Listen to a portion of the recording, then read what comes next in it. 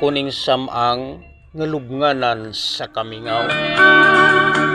Nagukdong nga nag-inusara ug hawang ang balatian. Naghanduraw sa mga kaagi uban ang mga kahidlaw ngadtong mga kaaging naisuwat sa lapyahan sa handumanan. Wa ko'y tuyo sa pagpakli nining mga panid sa atong kaagi. Niwiwion ko pa katong mga samad sa gugma nga dukay nang nabuni. Apan kining naglatagaw kong paghanduraw na nga sa pagtungas niya ng bukid sa paghandom. Mo'y hinungdan nga ni ako karon nagdungaw sa lapad nga wanang sa atong kagahapon. Nakita ko katong nagkadayang talanawon dito ni atong mamingawng baybayon. Di na matagtunog nga miluta ning handurawan mipahinumdum kanako ni atong adlaw halandomon. Ang matagtalanaw nagtagi og kasugiran sa nagkadayang sugilanon.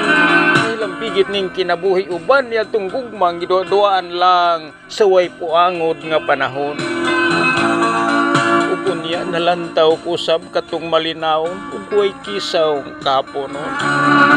Nga diin kining mga matagyagayan sa mga luwa tungod sa kamingaw nga ning dughan ni ulipod.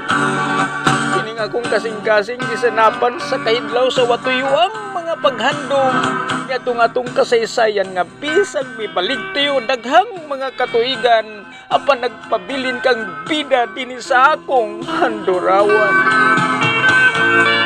Usa ning wadam akong paghanduraw akong isinggit ang akong kahinugon.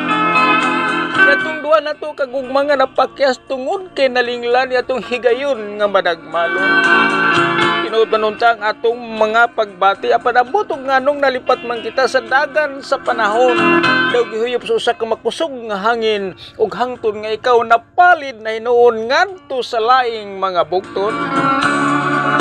Ug karon aniya dili gyud nako malikayan ang paghanduraw sa atong kagahapon. Nga bisan diha sa ilawom sa kalimot mo patigbabaw sa gihapon ang akong mga paghandom. Dili mapapas ning panumduman ug muhamok diha sa akong katulugon.